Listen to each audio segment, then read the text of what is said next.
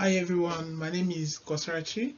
Um, I'm presenting on a research topic that says investigating antimicrobial potential of total anthocyanide extract of dark sweet cherries against gram-positive and gram-negative bacteria.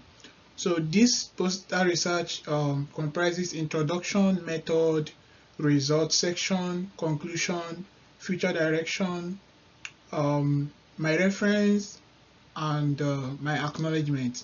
From the introduction, anthocyanide is a natural pigment found in cherries and other fruits that have antibacterial and antioxidant properties.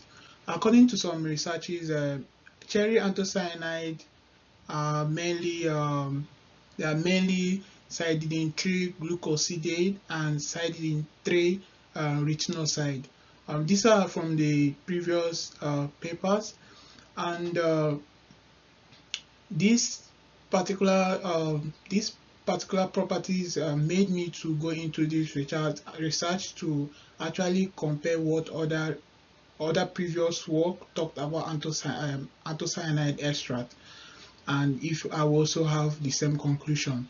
So in this research, I use a method like extraction and purification of anthocyanide. I use acidified methanol and solid phase extraction in my extraction and purification. I also use UPLC quantification and spectrophotometry for my quantification and identification.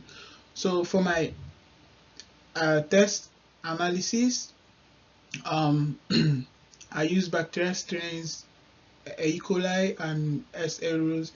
Um, I also use MIC assay and disc diffusion assay.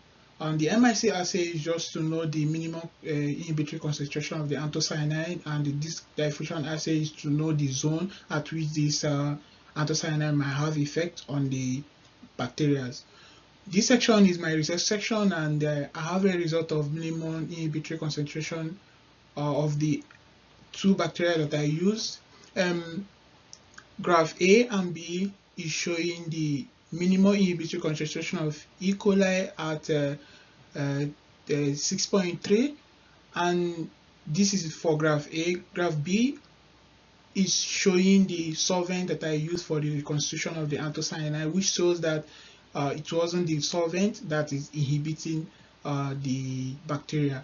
Graph C and D is showing for S. aureus, and the S. aureus has MIC at 12.5, and also the D is showing the solvent graph, which shows that it was the solvent. It wasn't the solvent that is cleaning the anthocyanide. And this is my zone of inhibition. At my zone of inhibition, there wasn't zone of inhibition in my MICs, but there was zone of inhibition at my highest concentration of anthocyanide, which is 200 microliter. And for for E. coli, I have 20 point that was 20.6 millimeter when you compare to CLI's high standard, and for S. aureus I have 16 millimeter, which shows that E. coli is more susceptible to anthocyanide. But the discrepancies are between the minimum MIC and my zone of inhibition is that my zone of inhibition did not tally with my MIC, which might contribute to low diffusion of my anthocyanide in the alga. Yeah, I feel it might be the cause, or there might be a degradation of my anthocyanide in the alga.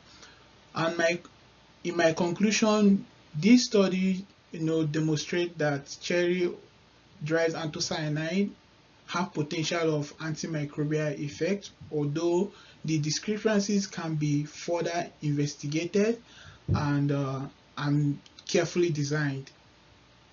In my future direction, I think that time key assay should be added to this research, so that it will actually have a very solid result. Yes, I think that will be the future direction of this research. And this is my reference, and I thank Jesse, Mike, Kamala. everybody that helped me in this. Thank you. Thank you.